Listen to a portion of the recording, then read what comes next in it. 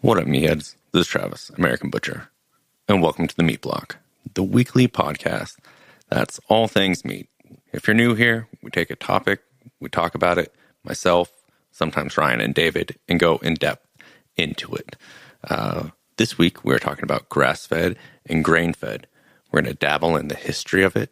We're going to talk about why we made the switch, and they're going to weigh in on opinions of what they personally believe. And I'll be jumping in and out with my opinion. And before we get started, I just want to say, support us on iTunes. Look up The Meat Block on the Apple Podcast app and leave us a comment and a 5-star review. All right, on to the show. Good cutting enhances the quality of good meat. In his way, the meat cutter is an artist. Poor cutting results in an inferior piece of meat, regardless of quality. While countless breeds of cattle thrive on the open range of North America, not a single one of them is indigenous to our country.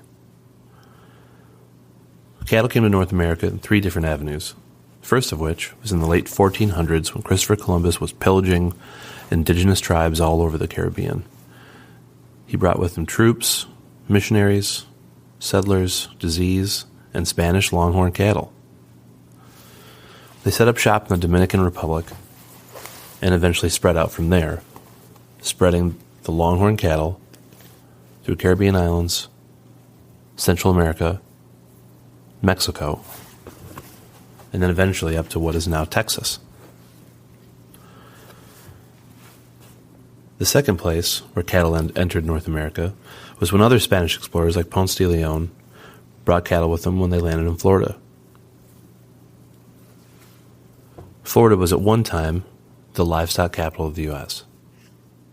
The third place where cattle showed up was in New England.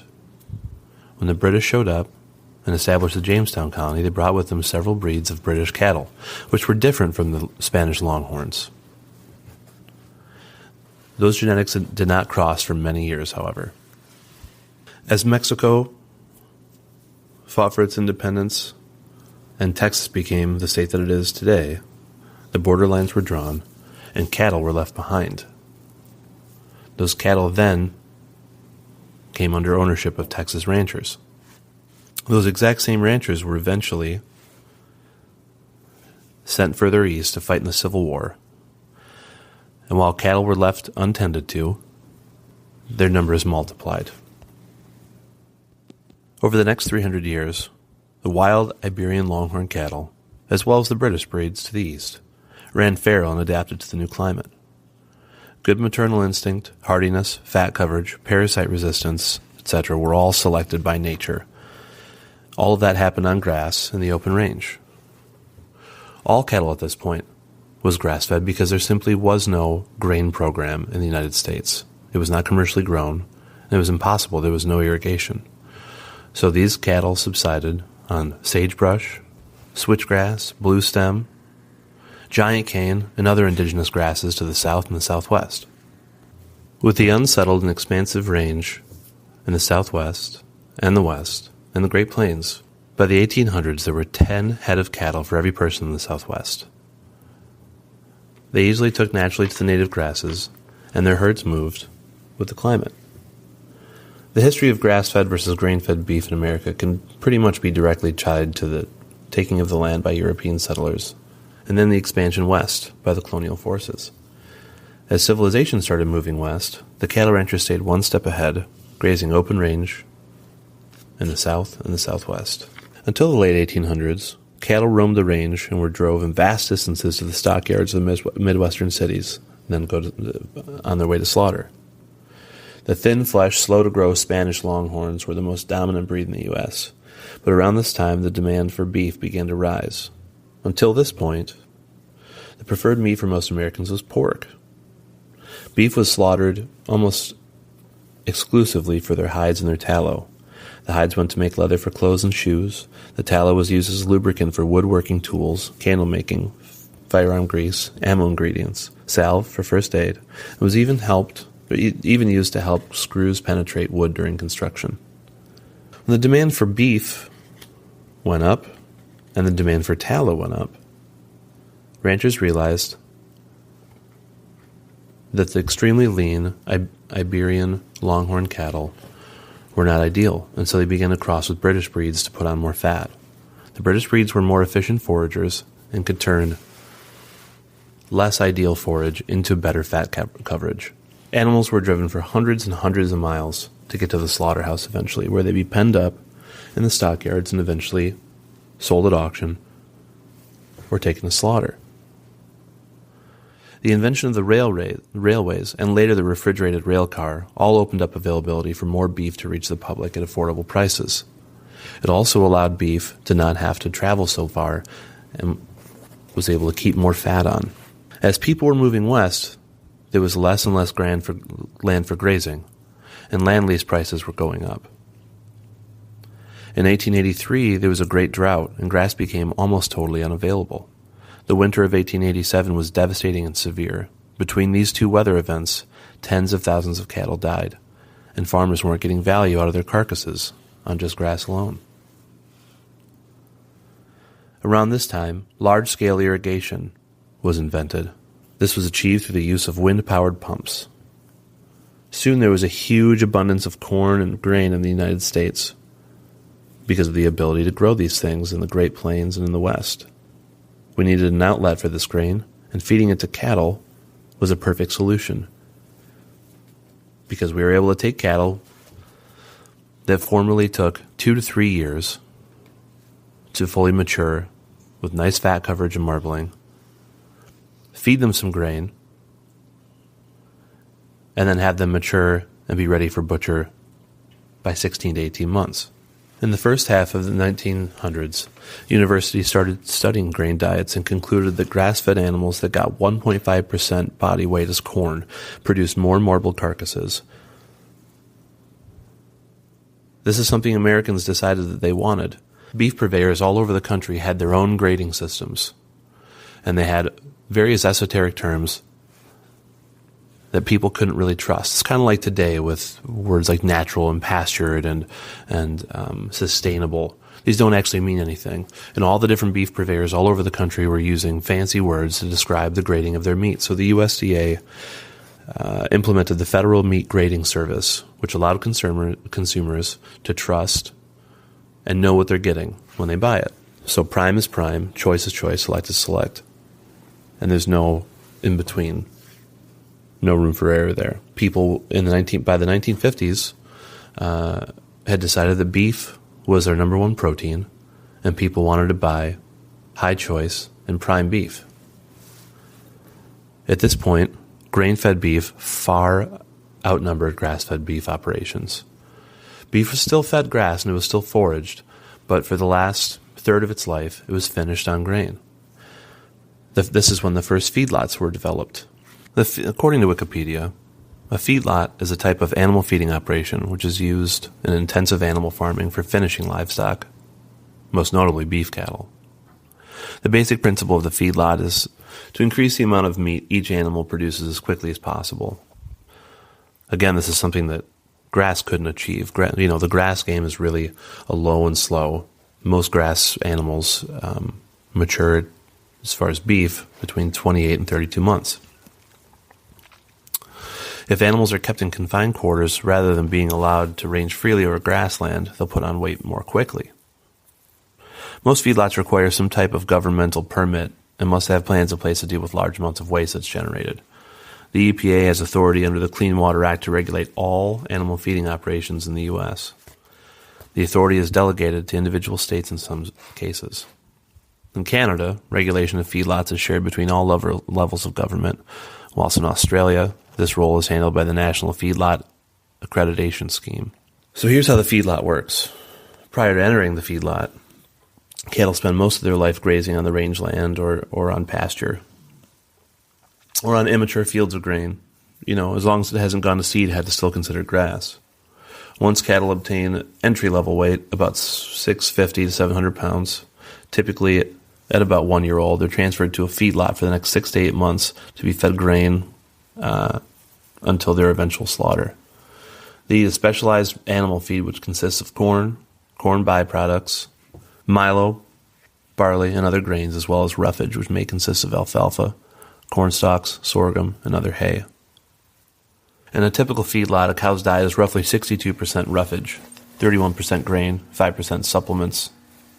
High-grain diets lower the pH in the animal's rumen. Due to the stressors of these conditions, and due to some illnesses, it may be necessary to give animals antibiotics on occasion. And that's the thing is, the grain upsets the pH balance and the animals get sick. Nobody can argue that. That's where antibiotics enter the food chain. The feedlot diets are, however, high in protein, and they encourage the growth of muscle mass and the deposition of some fat, known as marbling to us butchers. These feedlots were invented in 1876 on the south side of Chicago.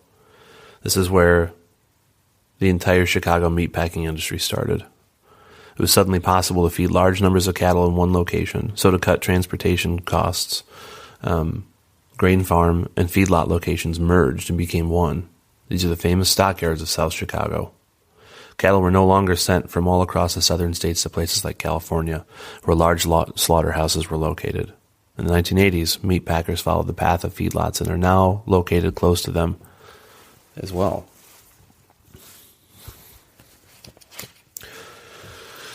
This stayed this way for many years. In the late 80s, though, Americans switched back to pork and chicken as their primary focus for putting protein on the table, and beef took a nosedive. The beef industry really took a lot of hits over the years. Partially, there's a lot of things that happened. The BSE scare happened. Various weather patterns affected cattle production in the 90s, and the industry itself had a very difficult time until more recently, when there's been a huge resurgence in craft butchery, in small farm production, and grass-fed organic production. Many people believe that grass-fed production and grass-fed, grass-finished beef has health benefits. They believe that the meat is higher in omega-3s to omega-6s. They believe that it has less inflammatory properties when you eat it. Grass-fed bone broth is a huge deal. I mean, you can see bone broth being sold for $8.99 a pint in some stores. Some people believe that it's a more sustainable practice. Grass-fed animals cycle nutrients and return that to the soil. They help with soil microbiology, and they help to spread out waste as opposed to concentrating it in feedlots. Butcher shops like it because you can get between 30 and 50% higher margin on this beef. I'm curious to hear how everyone else around the world and all our listeners everywhere feel about the grass-fed versus grain-fed question. What do you sell more at your shop? What do you have an easier time marketing? Is it the grain-fed Wagyu, or is it the lean grass-fed beef? I've had the pleasure of having working with a couple producers out in Washington that had grass-fed beef that could mature at 24 months and look almost prime. Skagit Angus beef is one of them. If you're ever in Bellingham, Washington, go to the farmer's market, get your hands on some Skagit Angus beef. It's really incredible stuff.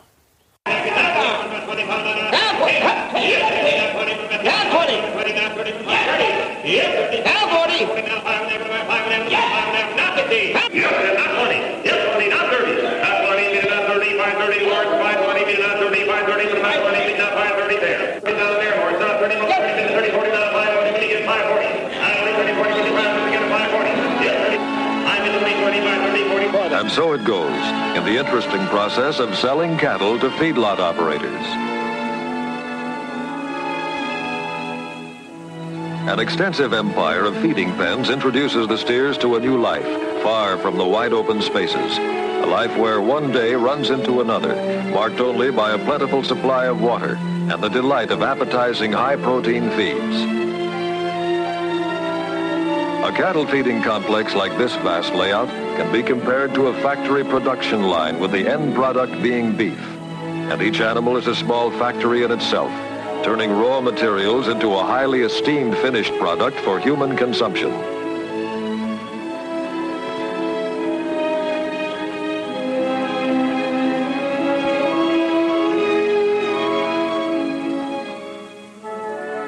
Integrated with the feedlot is the mill, where specialized diets are formulated and mixed. The subject of animal nutrition has won the attention of some of the best research brains in the country, and vast new areas of nutritional science are being opened. The controls exercised by the laboratory will be reflected in the quantity and quality of beef produced in the feedlot. The cattle industry has welcomed new nutritional developments that lead to improved quality beef and an opportunity for better profits.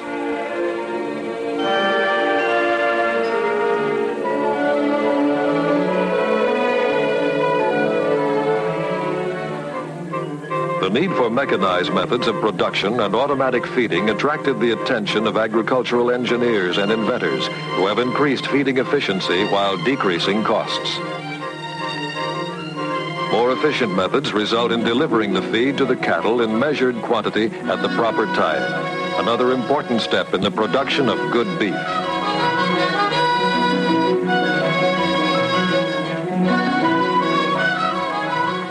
Fence line trough feeding provides a uniform feeding method and prevents waste. There's a place at the table for every animal to eat in undisturbed comfort. With various kinds of grain stored in glass-lined steel silos, this completely automated, centralized feeding layout is the culmination of a dream, where through push-button control, stored feeds are ground, mixed, and transported to the cattle feeding troughs by an auger system.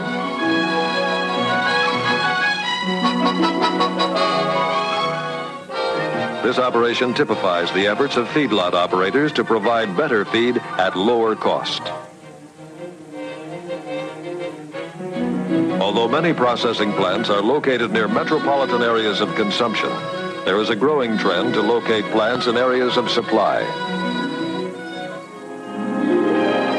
To ensure quality for the benefit of the consumer, federal inspectors examine and certify each carcass at the packing plant. All right, this next piece is from Ryan. He is going to talk about grass-fed and grain-fed beef in the modern world as well. If you ask me which I prefer, grass-fed or grain-fed beef, I'm going to say I like them both. I've had outstanding, humanely raised beef from both categories. Why the popular divide between the grass camp and the grain camp, with people strongly in one camp or the other? The answer is partially a result of our particular American history, American beef history, becoming skewed far to the grain-fed, factory-farmed side of the equation through the 20th century. The divide is also partially the result of sensational marketing and advertising strategies on both sides. Good psychology tactics. The American grain-fed beef industry, for example, is appealing our American-made, American innovation, and homeland pride. The grass-fed industry gained a foothold by demonizing grain, appealing to our root for the underdog, stick it to the man sentiments, and also appealed to our health-conscious and eco-conscious inclinations. Both sides have employed good marketing tactics, but my experience points to the truth of good quality beef being somewhere in the middle. Grass-fed and grain-fed, these represent general categories.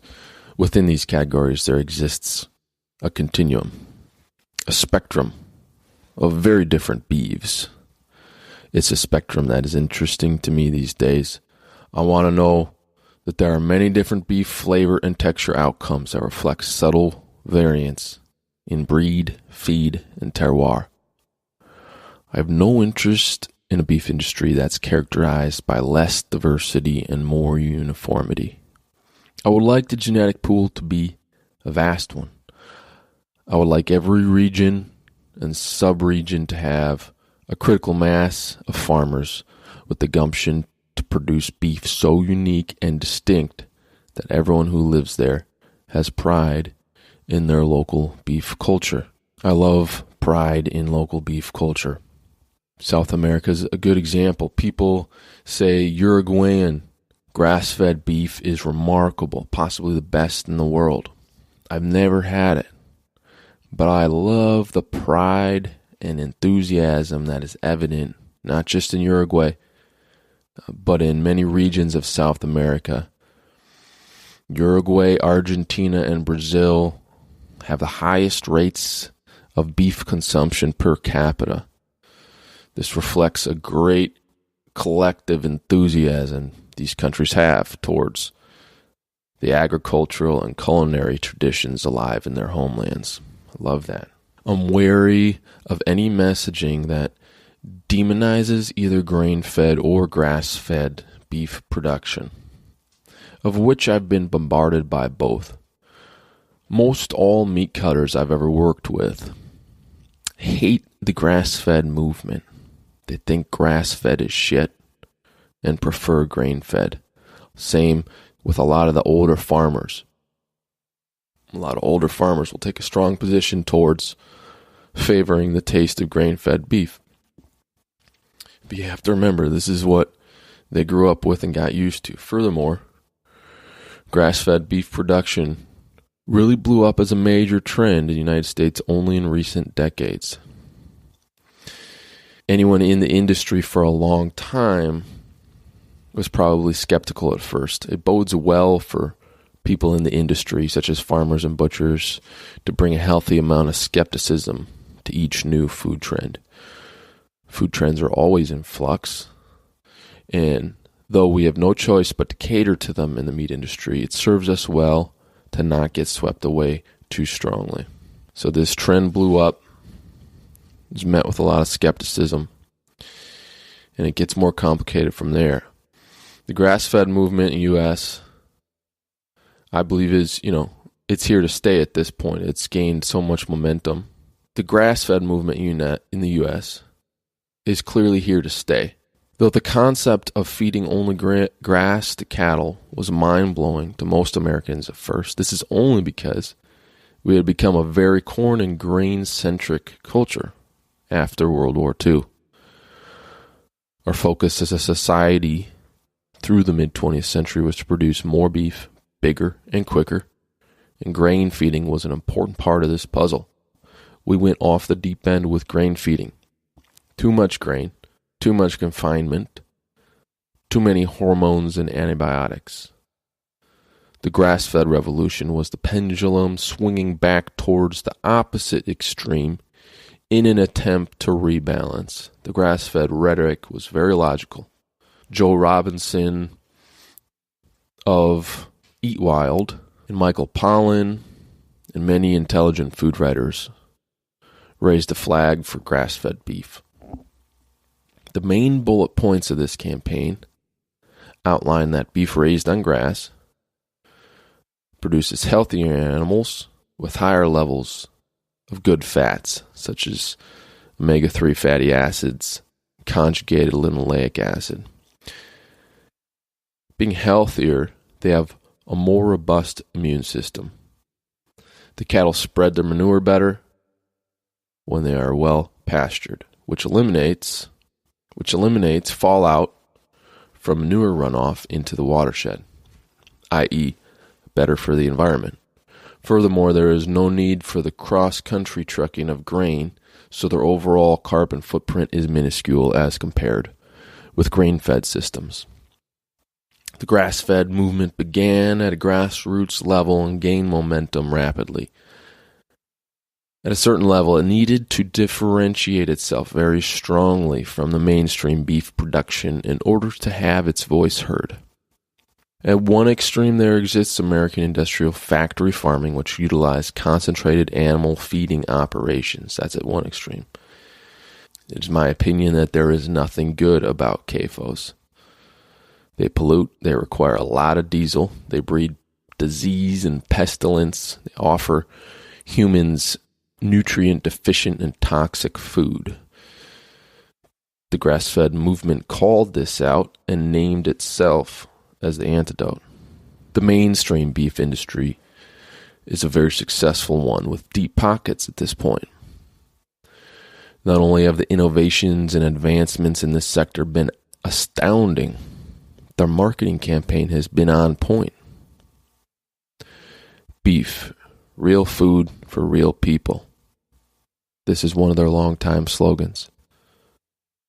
Beef, it's what's for dinner, is another one. The National Cattlemen's Beef Association is the primary trade association and lobbying group for U.S. beef producers, and they spend around $30 million per year on advertising. So they really get after it, and they've kind of knocked it out of the park. Put a lot of money into their advertising over the decades and have been very successful. So on one extreme, there's big grain-fed beef, mega business, and CAFOs. And at the other extreme, there's ethical, healthful, eco-conscious beef. Each camp has its own set of rhetoric. Good beef, like all things, ends up being somewhere in the shades of gray between them. I think I already said that. That's redundant, but we'll go with it. Okay. Just because an animal has been fed 100% grass-fed does not mean it will be more nutritious or taste good. It could be absolutely awful. Many entrepreneurs jumped on the grass-fed bandwagon and sold a lot of beef without much interest or ability in perfecting their craft. The result was poor examples of grass-fed beef. Much of the grass-fed beef filling our grocery stores were this category. Consumers choked it down because of the health benefits, but did not enjoy it. And once they eventually got real with themselves, they stopped buying it. I've spoken with many grass farmers that were frustrated with this backlash, frustrated with the type of, and quality of grass-fed beef that was flooding the supermarkets. They said, this beef gives grass-fed a bad reputation. They went on to say that a good grass farmer, through expert knowledge of their craft, can often produce a beef with just as much marbling and finish as a grain-finished animal. There's a great deal of amazing grass-fed beef growers out there, and we have to figure out a way to bring what they are doing into the spotlight. In addition, there are a great many producers that finish their animals with a little bit of grain. Grain is a very useful tool, and I see nothing wrong with the intelligent utilization of some corn, soy, or barley.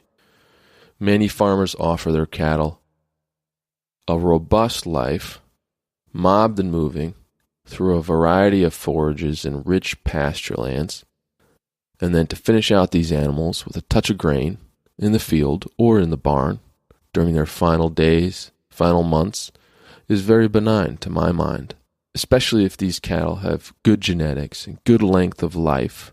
A little grain can be used to round out, balance out some flavors.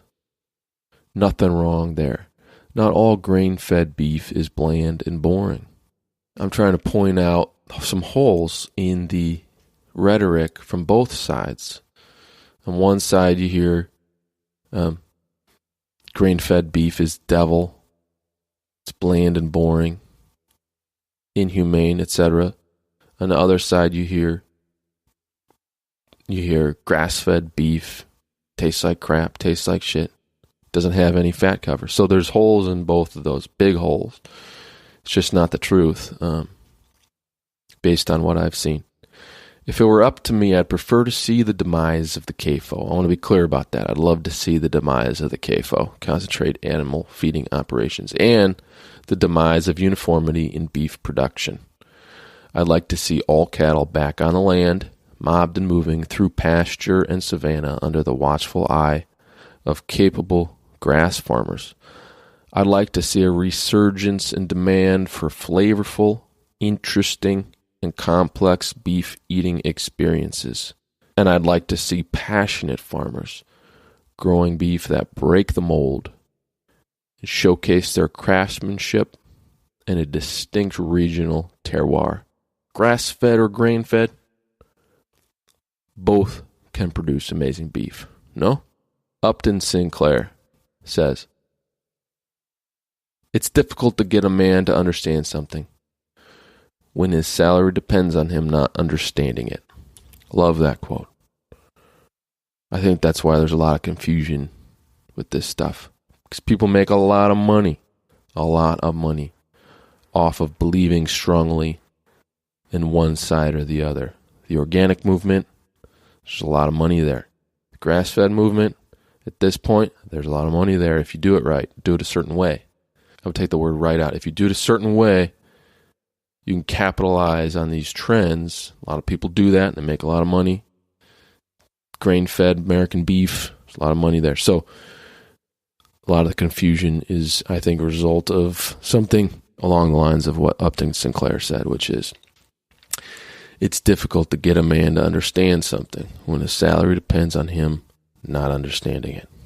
Beef, like other meats, varies some in quality. Inspection and identification ensures that each carcass is placed in the proper grade. By this means, when the purchaser buys choice beef, he gets choice beef. And if a lesser quality is satisfactory, it is so identified. Grading is based on the qualification of the entire carcass, and labeling is done in such a way that each cut will bear the mark of the grade.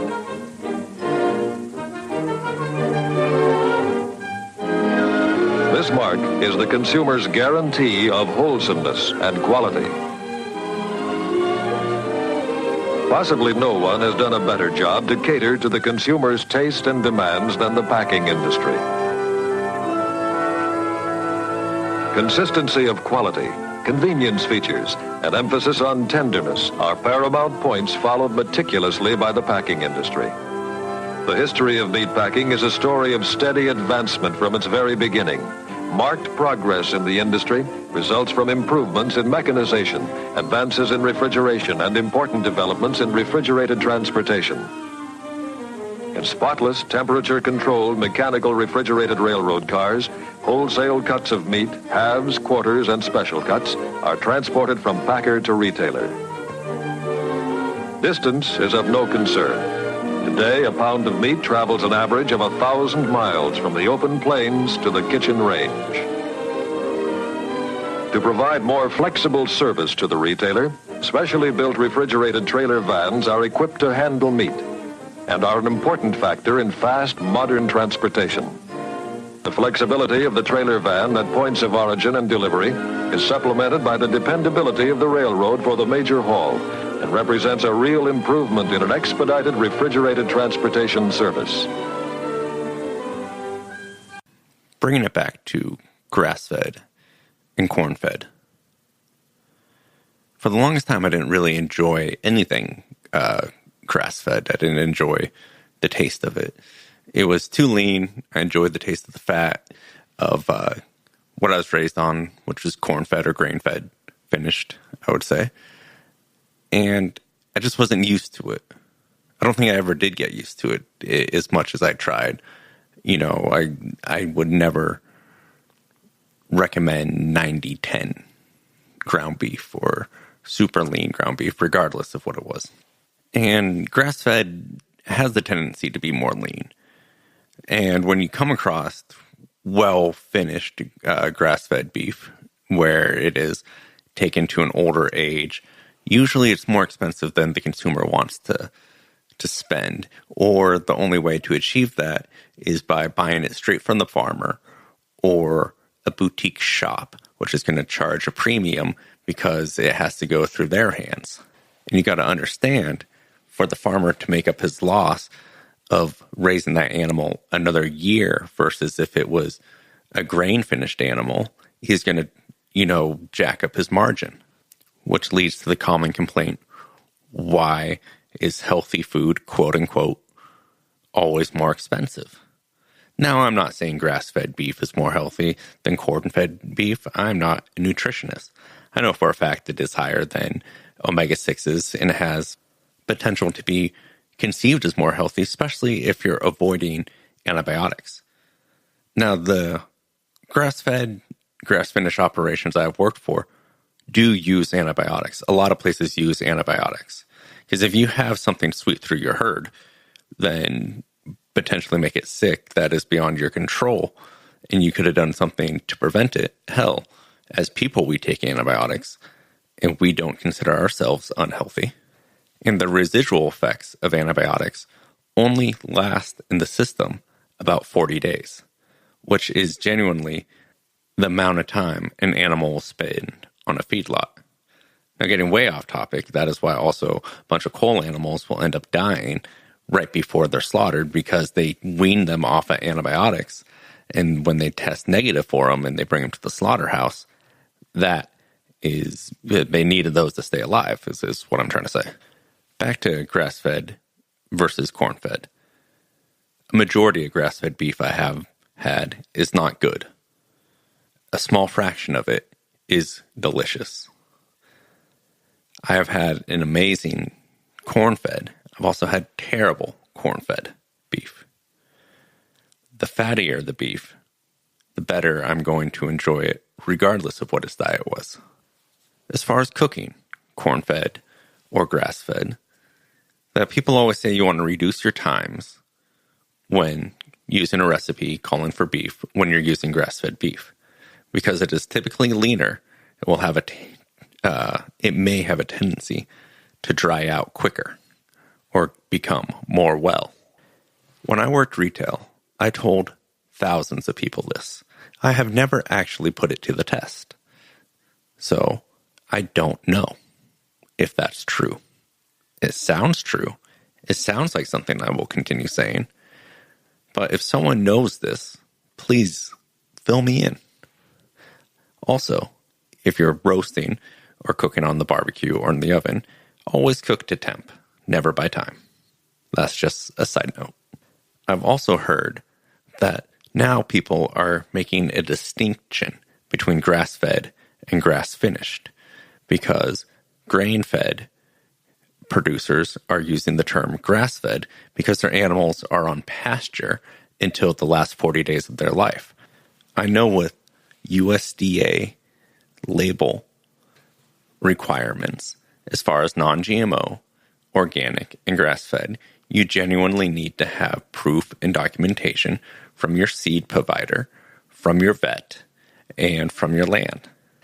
In the grass-fed, grass-finished, I believe personally is other grass-fed farmers trying to throw shade at one another by saying, well, he doesn't say finish, so obviously it's finished on corn. By not saying it, he is making himself complicit in the corn industry.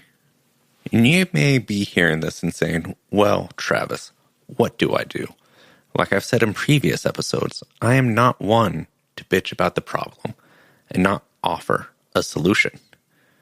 So I recommend everyone out there get a chest freezer.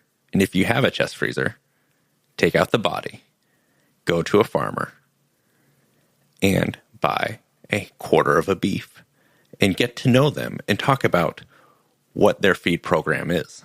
And ask for a sample of ground beef or maybe a steak. If you're about to shell out $500 or whatever for a half a beef or a few hundred for a quarter of a beef, you have every right to know what you are buying. You wouldn't buy a pair of shoes without trying them on or get married without sleeping with that person. And you could shop around, talk to multiple farmers, and see what they offer and what their practice is. Keep in mind ethics. When they say pastured, are their animals pastured year-round? Sometimes it doesn't make sense to have a pastured animal year-round, especially in Washington, when your pastures stop producing in the winter and you have to feed them on silage. Regardless of how I feel about large-scale farming operations, my opinion will not change the fact that they exist. They'll be here tomorrow. They'll be here next year. And because of industries like this, we are able to sustain, for now, the world's population.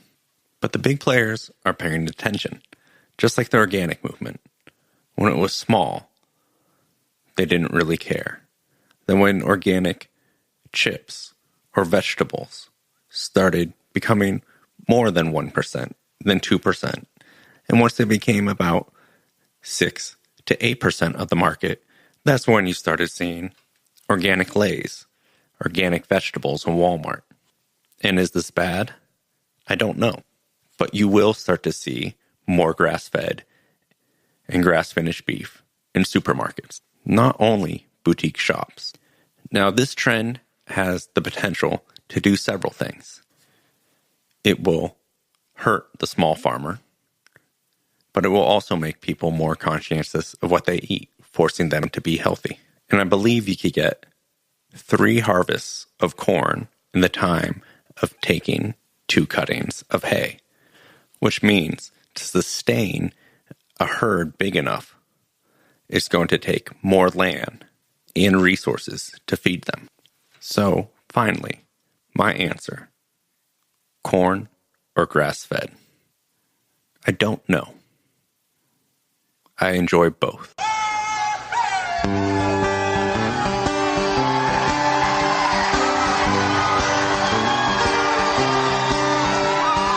Mom got drunk and Dad got drunk at our Christmas party. We were drinking champagne punch and homemade eggnog.